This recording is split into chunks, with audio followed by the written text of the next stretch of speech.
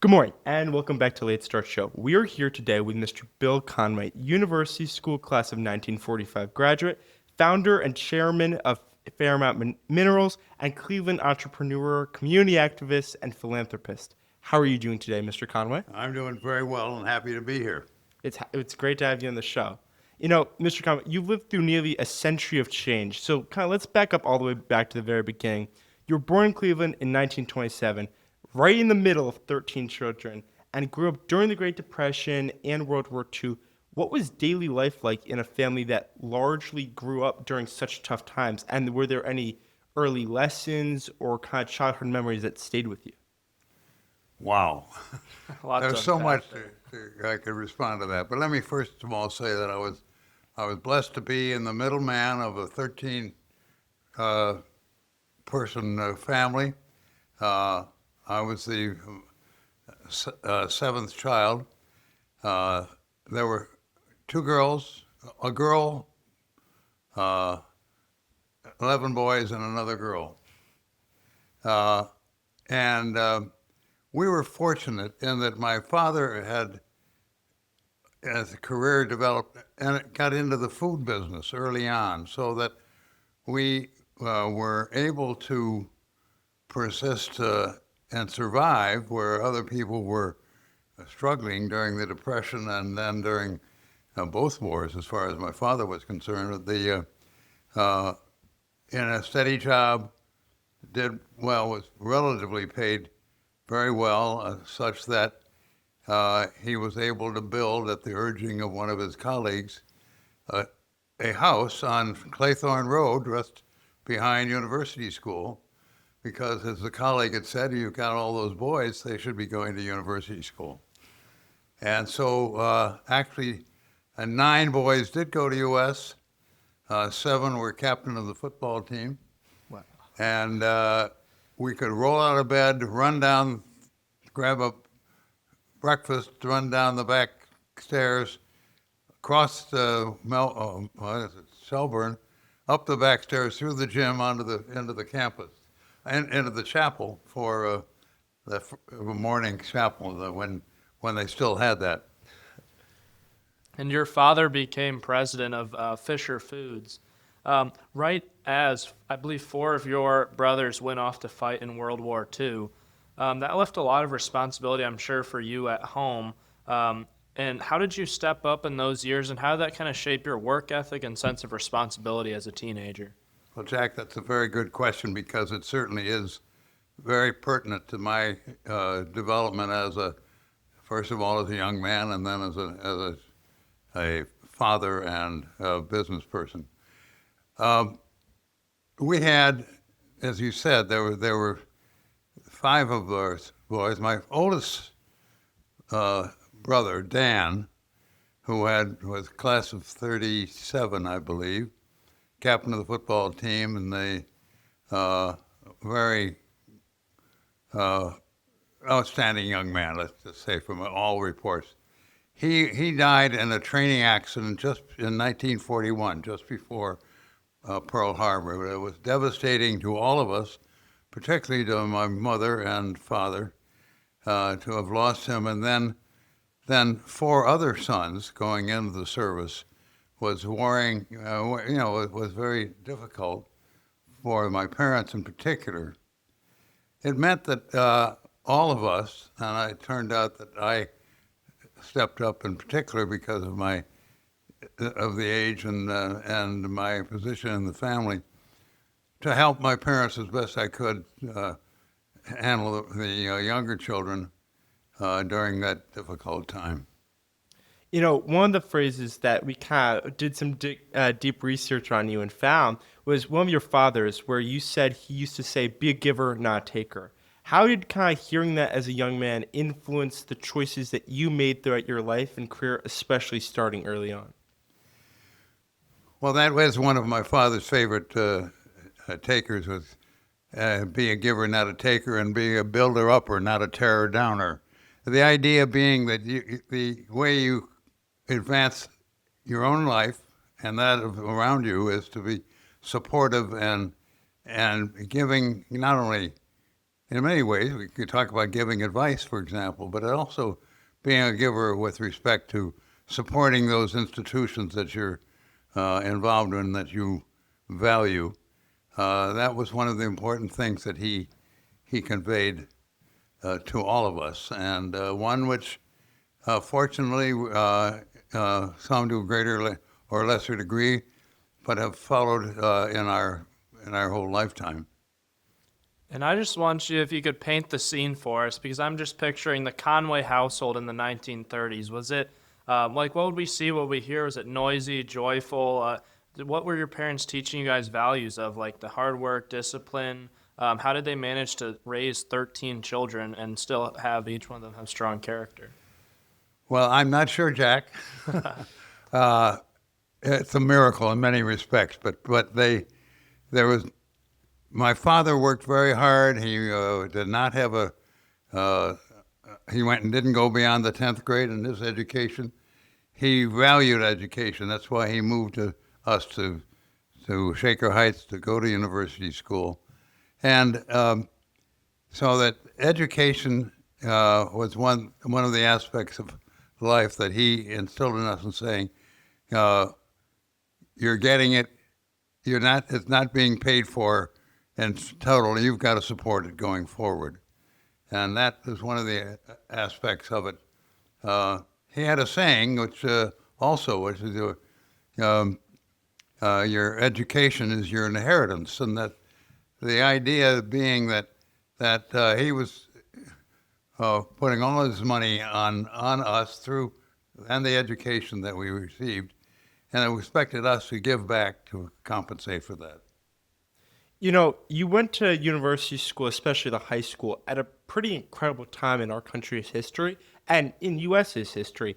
What was school like? What was high school like back then under kind of all these different conditions? And did the war ever play any sort of impact into any of your high school? Oh, absolutely. We had drills. We marched. We had one of the famous English teachers was Major Gunn. He was kind of the assistant headmaster, but he was also the drill master for the and we.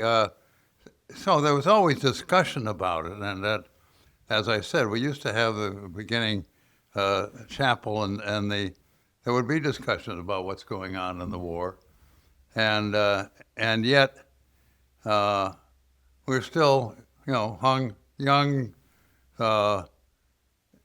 ambitious, rambunctious, mischievous, whatever you want to call it, young people with a lot of hormones flowing around. We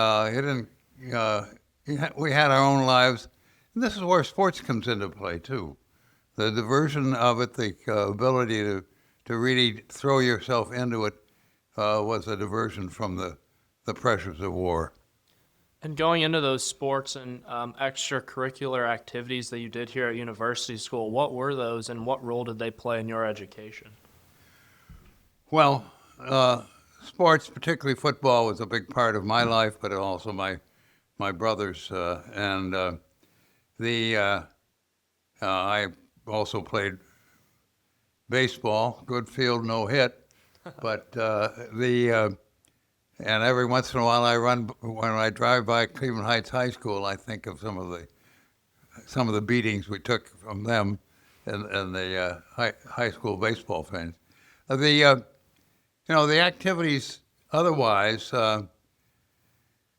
primarily, I enjoyed the challenge of learning, particularly as I made friends with a couple of very important people in my lives who were smarter than me, and they inspired me to try to do the best I could. Hayden Thompson, Jack Avery, they were classmates, and then the teachers. I can't say enough about that, and that's one of the things from a philanthropic standpoint that I've been committed to, is that the most important element of the school is not the bricks and mortar and the fields around, it's the teachers, and they're the ones who convey the best of not only learning but of standards and of moral and integrity.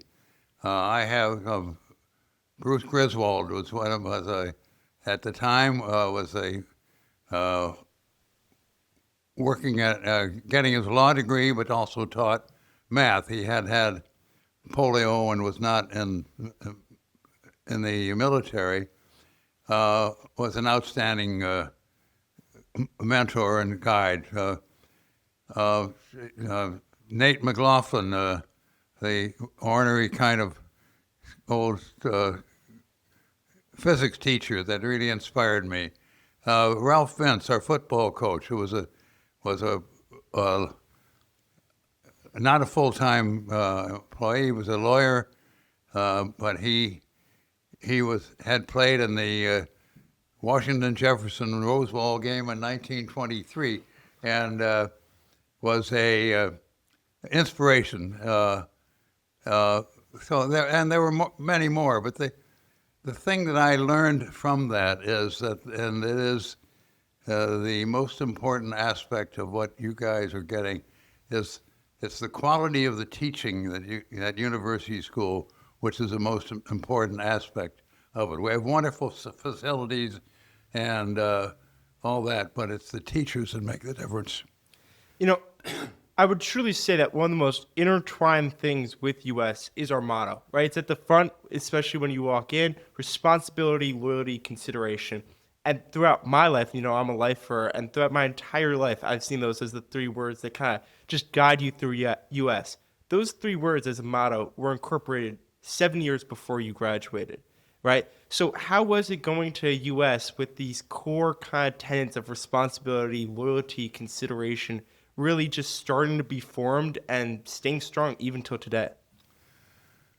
Well, you know, I think I'm not sure about the evolution of those words as such, but the attitude that they convey is certainly one which was apparent at the time that I was at school, and then and it continues to be one of the guiding principles as far as I'm concerned. You're responsible not only for your own behavior, but those of people around you, particularly if you have responsibility as I was as a chief executive officer. You're responsible for those people. You have to be considerate of their needs, their aspirations, their hopes, and then loyalty is a two-way street. You have to be and need to be loyal and supportive of those people. And I think that that motto is just outstanding. I would add to it the addition that came through one of the planning sessions that I was involved in some years ago, when the inclusion in our objectives of being a place where every boy is known and loved is, to me, one of the most meaningful expressions of what is the responsibility of a faculty, of a board of trustees, and a parent. Well, that's amazing. And I just want to know, I'm sure there are many, but is there one story from US or kind of moment, game, class that you still can remember vividly and stands out during your experience? Oh, there's lots of them. I suppose, I'd say one that, when one of the, I love football, and I fortunately had good experience in both the U.S. and in college. And the team building aspect of it has always been an important part of my life, and something that I learned from my father as well. He supported amateur football and baseball in the Sandlot leagues in Cleveland over his lifetime, and supported each of us as we came through university school. But I suppose I would say that one day when there was a lightning storm came up in the fall, and we were called off the field and went down to the what was then called the senior locker room. It was and this, of course, is in Shaker, in this small locker room where the teams gathered. And on the wall, on the doors of the lockers, were nicknames of various people that had preceded us, and people were talking around. Well, who are you? What should your name be? So, here was a famous pitcher, as I recall, in the early 1940s. They called Frank Moose Lowe. Somebody said, "Conway, that sounds like you. Let's call you Moose." And that's what happened. So I then became Moose, and I still use that as my password in some of my things. And I consider that to be one of the things that I look back on with a lot of fun. Yeah, that's awesome. After US, let's kind of go to those Yale days. After US, you head to Yale and graduate in 1949. How was the transition from university school to Yale? And you also played football at both. So how was kind of that experience too? Well, 1945, when I graduated, the war was going strong, and I was young for my class, so that I went immediately from the U.S. in June of 45 to Yale and started my freshman year. I was also, close to draft age. Had taken my exam, was ready to go. I was still very much involved at Yale in football as well as classes as a freshman, and was about ready to be drafted when the bomb was dropped in Hiroshima, and they called off the draft, although we continued operation or obligation to serve in the National Guard, so that I missed the opportunity, if you will, or the chance, but I avoided getting into military service at that time, and was able to concentrate then not only on my football but also my academics, and thoroughly enjoyed what I was doing, and was very, very well prepared compared to some of the other students that were in my classes. And we're just going to fix Let me you. real quick. This always does this. Let me real quick. No, don't even worry. Don't worry. Okay. There. It's kind of flimsy sometimes, so here we tighten it real quick. Okay. All right. There we go. All right. Well, let's keep this going here. Mr. Conway, what did you study at Yale, and why did you choose that major? And then did any of your college interest hint at your future career, or did that kind of just happen by chance? I entered Yale with the idea that I was going to become a chemical engineer. Oh, wow. I'd won the chemistry prize as a senior at university school. And Nate McLaughlin was a wonderful teacher, and I had, an interest in the engineering aspects of things generally, and that was my goal initially. I found out there were two things in the way with that. One was, and both of them happened to be organic chemistry. One was that the lab was at the same time as football practice, and secondly is that I couldn't understand organic chemistry for the life of me. So I changed my degree into an industrial engineering program, which was more suited as a combination of business practices and engineering. Yeah, cool. Let's talk about kind of that football. You talked about the fact that your brothers all were also kind of Yale football captains, and it's or football captains at university school. So when you kind of went to Yale and you played football and you kind of brought that football spirit to Yale, what was it like? What was it kind of like playing in the Ivy League at that point? And how was your kind of experience handling both at the same time? Well, I was very fortunate in hindsight of the timing in so many ways that the transition post-war, but the first year, 1940, there were still people such as myself, mostly younger and not terribly advanced skill-wise football players, but we had an opportunity to play and to learn and to get experience. And when the next year, older men with experience in the military, but some of whom played football in the military as well, the competition became pretty severe. I guess in hindsight, I'd have to say that maybe, even though at U.S. I was considered to be a pretty big guy. I was 188 pounds and 6 feet tall, and fit in it as a freshman pretty well. When these big guys came back from the war, though, I was a shrimp, and they moved me from end into center and linebacker. But it was a challenge. But it was great fun, and I guess in hindsight, two things happened. I loved to mix it up. I loved tackling and hitting guys, and I guess in hindsight, I was pretty fast. So I suppose in today's field, I might be considered as a defensive back. But anyway, that's where I fit. Coaches seem to appreciate my effort and things I learned from Coach Vince. You never give up.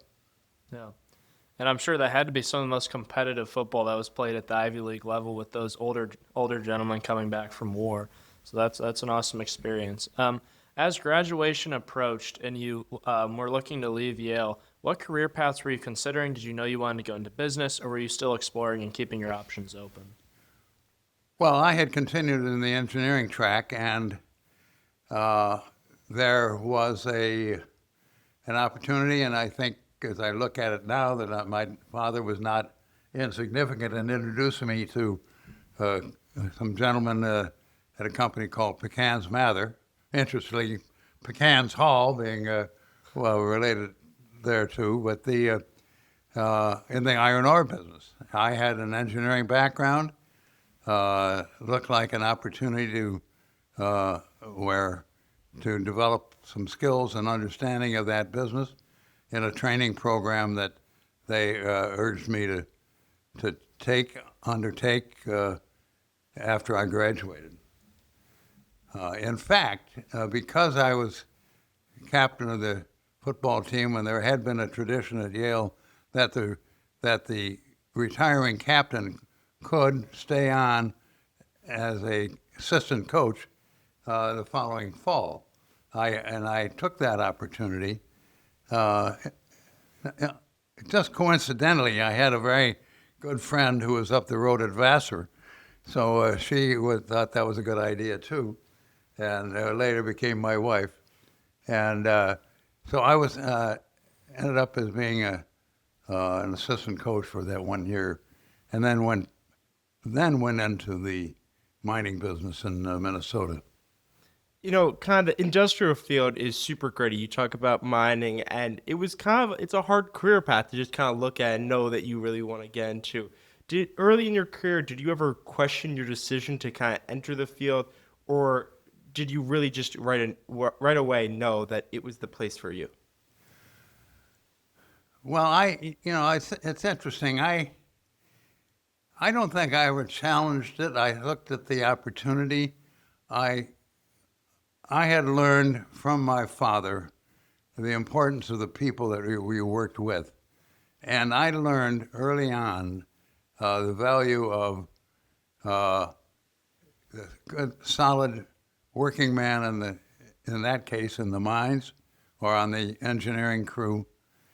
Didn't make any difference whether I went to Yale or they didn't go to college at all. They were very important contributors to the success of that operation, and for the most part, were committed to doing their work and being part of the team. And then came a major chapter in your life. You spent 4 years in Australia, helping out at an iron ore mine. What led you there, and what was life like working so far from home? Well, as I grew in my responsibility with McCann's Mather and the iron ore sales operations, and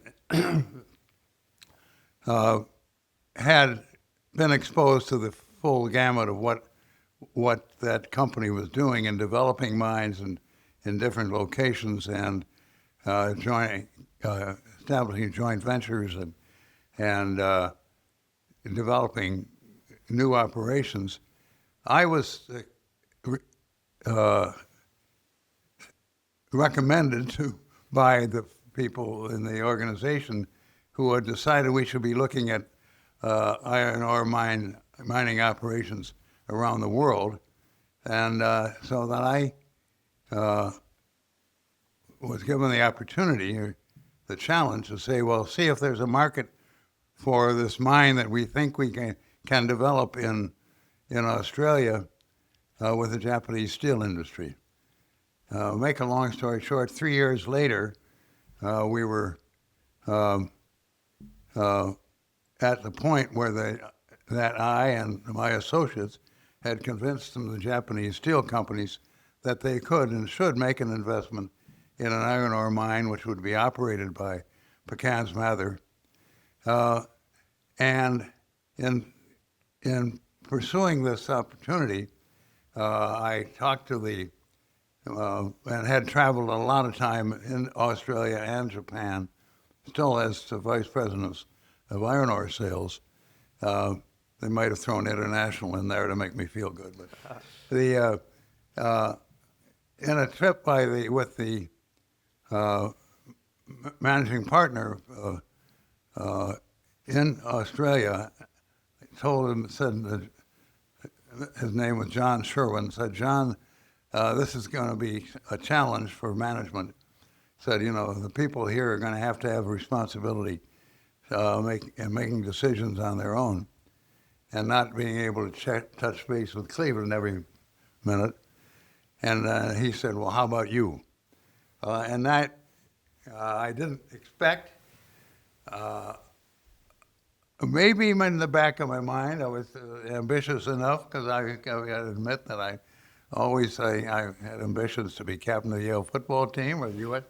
football teams, and to always try to get the best opportunity. And this came along. My fabulous wife immediately said, oh, that sounds exciting, let's do it. And we had 4 children. We'd built a house on Fairmont Boulevard, just down the road here. But we packed them all up and shipped. We were there for 4 years. It was a wonderful experience. Let's skip a little more ahead. In 1970, about 20 years into your career, you went back to school for an executive program at UC Berkeley. What really motivated you to return to the classroom kind of mid-career? Well, there was and is still within a lot of industrial firms and other financial firms as well, are programs for executive training. There's a very good program here at Case Western Reserve, which I've been involved in and have sponsored many of my associates too. So I was offered that opportunity by my then boss, and he said, well, how would you like to go to Harvard Business School? I said, do I have to go to Harvard? How about UC Berkeley? So that's how that happened. I just couldn't take it, and now subsequently I've got a couple of grandchildren with Harvard degrees, and I've gotten over that a little bit. Well, let's talk about 1978. That was a big year in your life, because at 50 years old, you made the bold move to purchase Best Sand in Chardon. And what did you see in that company that maybe other people didn't, that led you to buy that company? Number one, it was a business that I had an acquaintance with. Mining, the processing, the safety, the elements there that I looked at and say, this is underperforming operation, that I can do something with it without a lot of expenditures. And and improve the operations and the life of the employees who were being kind of taken advantage of at that time. So I saw that opportunity. I must admit at the time, Jack, that it was a kind of ho-hum, this will pay me, you keep going the way we go, and it'd be a nice job. I'd be comfortable. It's only half an hour from home, and should get along all right. Well, circumstances changed, and opportunities became available, and I, with the help of a lot of other people, took advantage of those opportunities and grew from what was a very small sand mining operation to a fairly substantial industrial sand complex, I'd have to say, throughout the country. One of the things that you've said in the past about the company was you're only good as the people that you have, right? Had that principle kind of guide those early decisions? And also, kind of looking back, what was Best Sand like when you took over, and what potential did you see in it that maybe others didn't? Well, basically, I go back to my father's thing. It's all about the people. That was his mantra, and that he supported every way to help people improve their performance and to listen to them. So that was one of the things that I carried over through my early days at PM and elsewhere. And then as I looked at the operation, I realized that the management from whom I bought the company did not take that approach at all. And that if you could just turn it around and say, hey, you are important. I want to hear what you have to say. Your job is important to me. I want it to be safe. That was what really turned it around and made it a profitable operation even before our opportunities for expansion came on. And let's talk about that opportunity for expansion. You met Mr. Chuck Fowler, and you two formed a very strong partnership, and eventually you merged into Fairmount Minerals, which became that large company which you were talking about. What gave you the courage to go all in with that? Well, you got to back up a little bit. Before I met Chuck, who was in the sand business as well, operating in Illinois, we'd been approached by Halliburton Company to provide sand for fracking of oil and gas strata in eastern Ohio and western Pennsylvania called the Clinton Formation.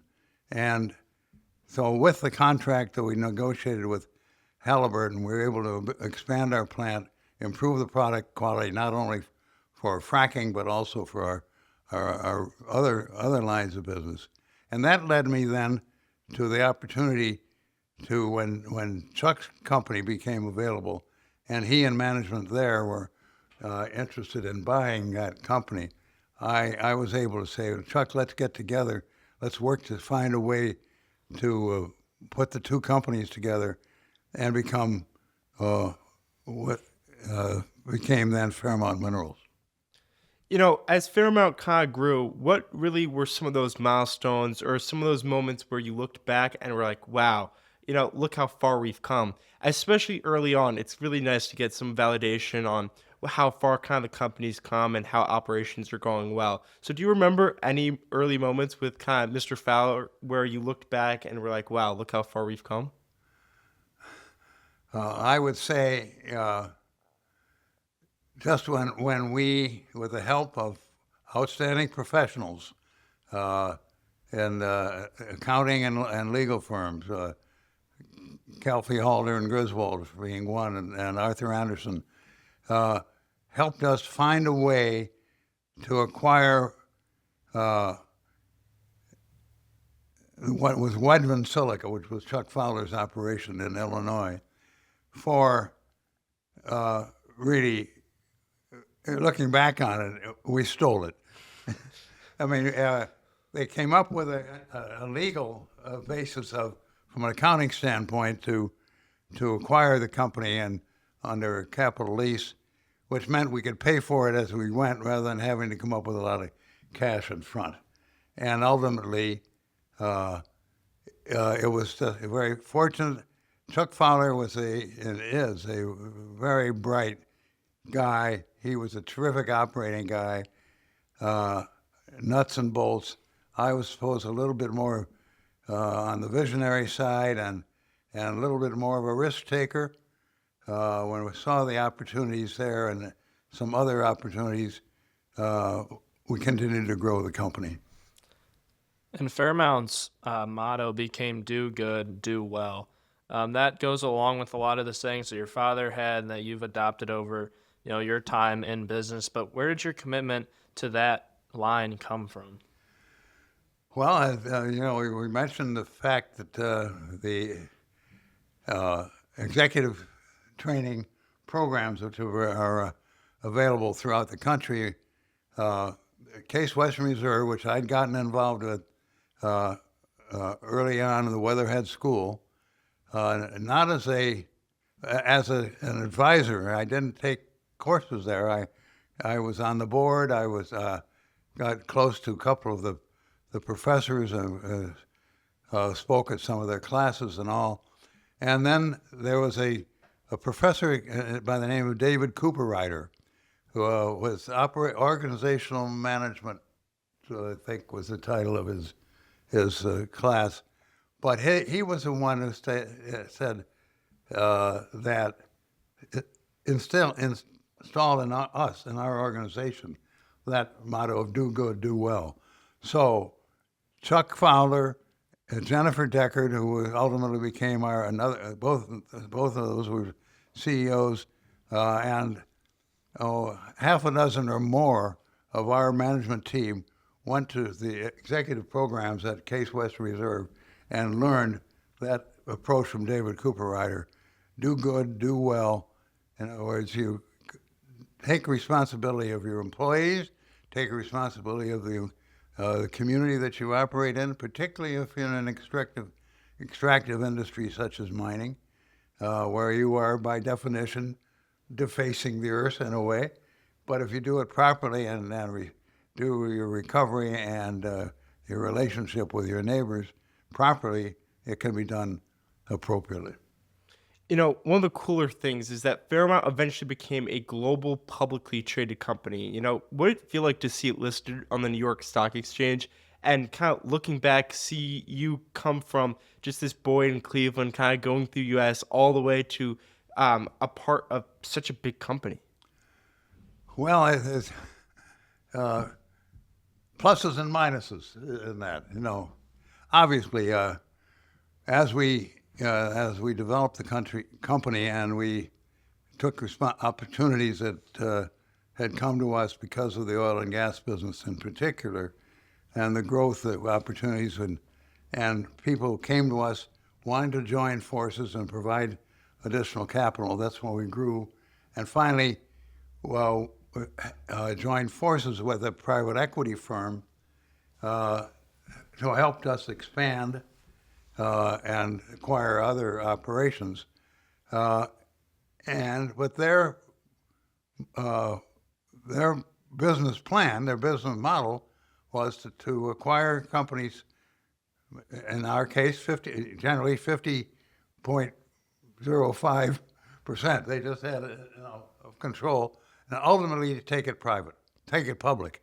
And so that's the evolution of that. Now, looking, we'll go forward. We'll deal with that later. But they were wonderful people to work with. And we learned a lot, and they helped us grow, and they did a lot with respect to, and they respected the motto of do good, do well, and enhanced our ability to support our people. And was it difficult to eventually pass the torch and watch others around you make the decisions about the company that you built, or was it nice to kind of see that continue? Jack, I don't consider that, Tylen, and I don't, because I guess I didn't really pass the torch and went in the traditional way. I stepped aside as chairman and CEO. Chuck Fowler and Jennifer Deckard and I were a team. Where I can't tell you how many times they would come into my office and sit on the couch, and we just talk about people. We talk about opportunities. We talk about programs that we were doing, and so it was a team effort. I didn't look at it, although I was still chairman, and therefore 10, 12 years older than Chuck, maybe more than that, 20 years old, but it was a team effort. So I didn't feel I was stepping aside. Let's kind of go to one of your other big passions, golf. In the mid-90s, you decided not just to play golf, but also to build the Sand Ridge Golf Club out in Geauga County. Right? What kind of inspired that, and do you still maybe play a little or ever get on the green? All right. We had the quarry operation in Chardon, which was Best Sand, is in a Munson Township in a parcel of land, kind of a triangular shape. And when Walter Best had sold the company to me, and the only reason I was willing to buy it and only buy half of the sand reserve that he had there, was it's all I could afford, and also that I felt sooner or later, who else would Walter sell to than me? And that is what happened when he passed away. And a few years later, his estate approached us. Of course, we paid considerably more than we would have if I'd been able to afford it at the time, because we had increased the value of those reserves. So as the property is bisected by erosion channel from the Wisconsin glaciers of 30 million years ago, and so to the south of the erosion channel, there is more sandstone, but it was not enough, or it wasn't close enough to the mine to make it worthwhile to develop that. So at a board meeting, we talked about what do we do now? You can't build a housing development next door to a quarry where every week you set off a dynamite blast. And so one of our joker directors said, "Well, we can always build a golf course." Ha ha. Well, it turns out that that was one of our minor markets, was the bunker sand and top dressing sand for golf courses. And we had a consultant who said, I have contacts with Tom Fazio, the golf course designer. Let me talk to him and see if he'd be interested. So that's how that evolved. Tom came and looked at it, said, "Oh, this is beautiful." He said, I love the terrain, and you're telling me you're not going to build houses around it, and which he is a bane of his existence. But so we built it. It was the late '90s. Business was good. The economy was good. I took advantage of the Weatherhead School students who did a survey of whether there was room for another golf course. At the time, it seemed to be a good idea. We decided it would be a golf course only, not a country club, no swimming pool. Would have food service, and had built 3 cottages. So it was a very good success to begin with, and then the recession of 2008 hit, and we ran into a lot of problems. What are you proudest from that golf course? I mean, when it's gained national recognition now, but what are you most proud of when you look back on that golf course? Well, I'm most proud of the fact that 2 years ago, when we had the 25th anniversary of the club, we invited and featured the various golf course superintendents and agronomists that had worked on our property over the years. And there are 20 people who have graduated, I call it Sand Ridge Academy, have moved on to be top golf course superintendents throughout the country. And Oakmont in Pittsburgh, the Saucon Valley Country Clubs in Pennsylvania, Inverness in Toledo, clubs in Arizona, Florida. So that just as I'm so proud to see our employees at Fairmount and grow in their opportunities and responsibilities, seeing those people develop, that's the thing I'm most proud of. You know, beyond golf, you supported many different Cleveland institutions. Let's start with the Cleveland Botanical Garden. What kind of drew you to that organization, and how have you really kind of impacted it? Well, I'm a softie for wonderful women who have a mission in mind. Betty Evans was the wife of Ray Evans, who had been the chairman of Diamond Shamrock, who had hired me when I went to work for them. And she approached me when they were starting a construction project at the Botanical Garden to say, could you take on the job, because we don't, a bunch of women that don't know anything about building anything, except maybe their lovely house and their lovely gardens. But that's how I got involved in it, and I loved what I was doing, because I've always loved, as my wife Mary did, gardening and observing those things. And she was very active in the Garden Club of Cleveland, so she was very supportive of my getting involved.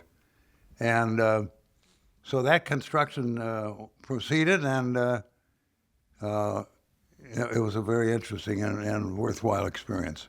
And you've also supported University School and the Cleveland Clinic Foundation.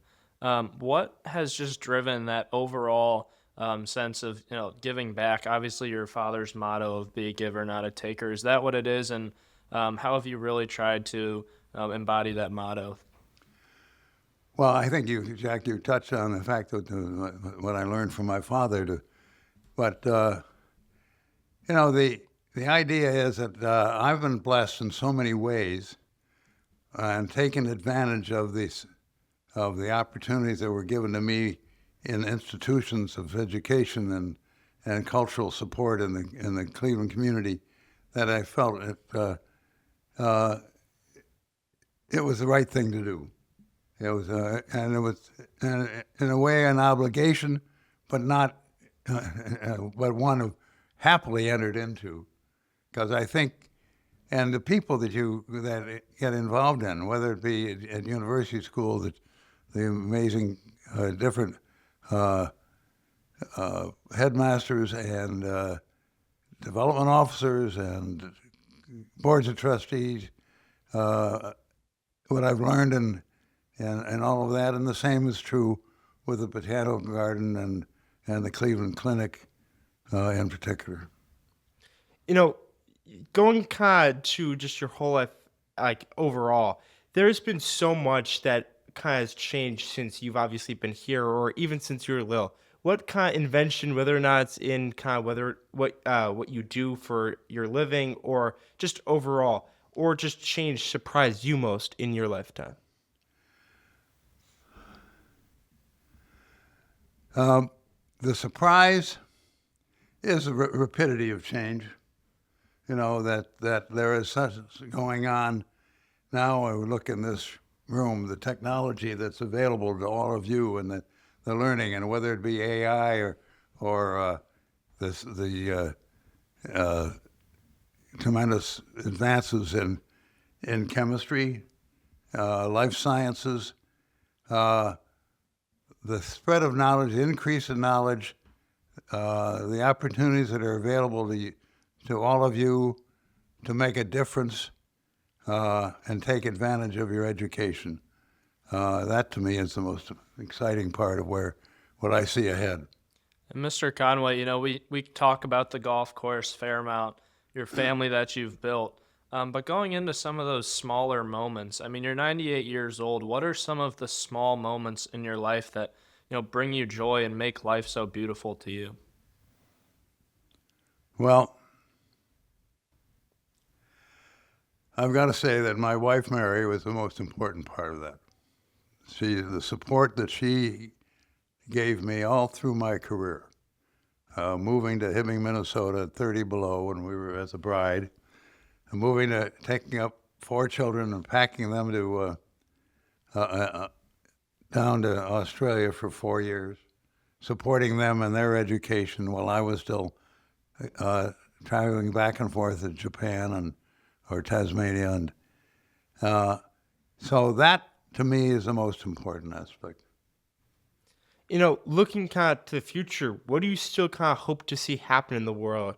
Whether it's kind of just the small things inside your family, or if it's just the larger things on a more global stage. Well, I would like to see people getting along better, generally in the world. I think the most important aspect in what we've been able to do and what you all are experiencing here, education to me is the most important aspect of it, and that I'm concerned about the fact that we're the education of boys in the general population is not as strong as it used to be relative to the opportunities or the needs, and that's why I very strongly support what the U.S. is doing in both the academic world, the technology world, and the athletic world. It's the opportunities that you have here are tremendous, and I that's why I support it, and I urge everyone else to do it in their schools, not just so U.S.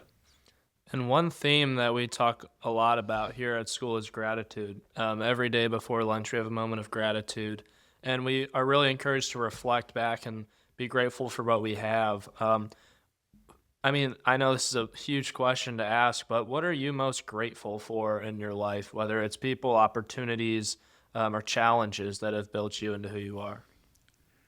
Well, obviously, it's the people who've made the impact on my life that's the most important aspect. And you got to start with my mother and father, then Mary, my wife, my brothers and sisters, my colleagues, and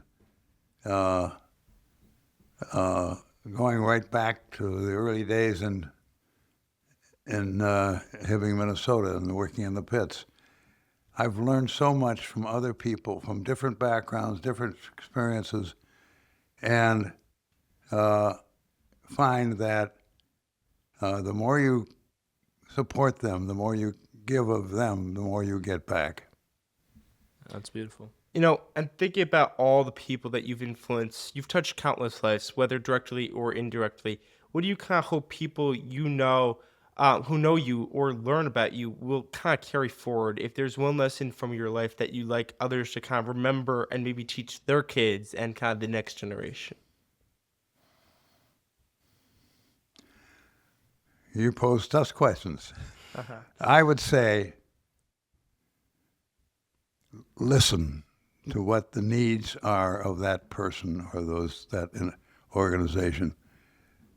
Listen more than talk, and try to analyze and be supportive. Ask questions, but don't,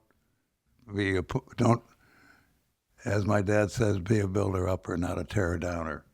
You can ask a question in a way which elicits a very positive response, or you get a negative.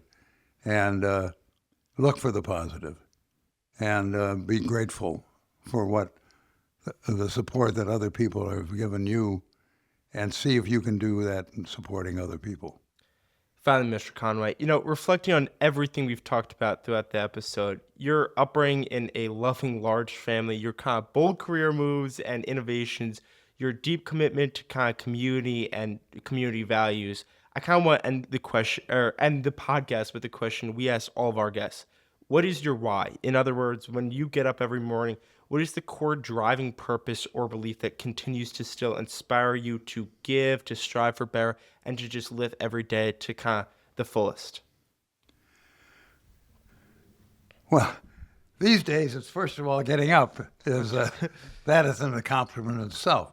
But in all seriousness, I think, I would have to say, and I don't do it exactly this way, but in the way that my life has evolved, to say, in effect, saying, what can I do today to make things better for my family, for my community, for the world, if that's not too big a question. But see how, from a positive standpoint, you can influence what's going on around you. Well, Mr. Conway, it's been great having you on the show today. Thank you so much for taking the time to share your thoughts, insights, experiences, and stories with us. To our listeners, thank you so much for tuning in, and we'll hope you'll join us next Wednesday for another episode of Late Start Show. Thank you, Mr. Conway. It's been a great pleasure. True honor.